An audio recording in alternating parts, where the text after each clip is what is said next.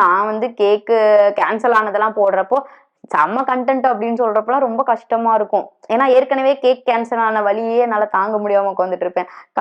கமெண்ட்லாம் பண்ணுவாங்க. இந்த மாதிரி நீங்க கேன்சல் ஆகி நீங்க வந்து வியூஸ்க்காக பொய் சொல்றீங்க அப்படின்றப்பலாம் ரொம்ப ஹர்ட்ஃபுல்லா இருக்கும். இந்த வீடியோ மேபி அவங்கலாம் நீங்க பாத்தீங்கன்னா அப்பயுமே சொல்லுவீங்க தான் கண்டென்ட் தான் அப்படின்னு.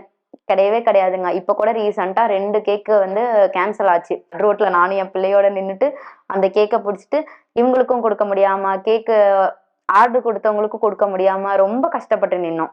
அது நெறைய பேருக்கு தெரிய மாட்டேங்குது. ஒரே நிமிஷத்துல கன்டென்ட்ன்னு சொல்லிடுறாங்க. அது ரொம்ப கஷ்டமா இருக்கு. நம்ம நடக்கிறத அப்படியே எடுத்து போடுறோம். அவ்வளவுதானே தவிர, நம்ம சேனல் கன்டென்ட் சேனல் இல்ல. அதுவும் இல்லாம என்னோட எடிட்டிங் பிளஸ் சேனல் அப்லோட் பண்றது எல்லா வேலையுமே நான் தான் பாத்துக்கிறேன். ஃபுல் அண்ட் ஃபுல் நான் தான் பாத்துக்கிறேன்.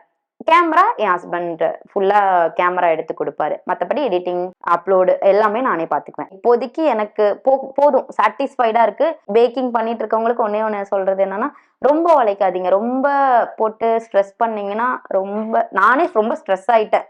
அதனால இப்போதைக்கு கொஞ்சம் நார்மலா தான் ஆர்டர் எடுக்கிறோம்.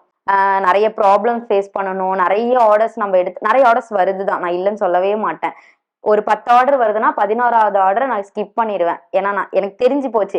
11வது ஆர்டர் எடுத்தோம்னா, முன்னாடி குடுத்தவங்க கிட்டலாம் திட்டு வாங்கணும் அப்படின்ற மாதிரி. ஏன்னா என்னால மேனேஜ் பண்ண முடியல. இவ்வளோதான். 1 டேக்கு என்னால இவ்வளோதான் எடுக்க முடியும்னா, அவ்வளோதான் எடுக்கிறேன்.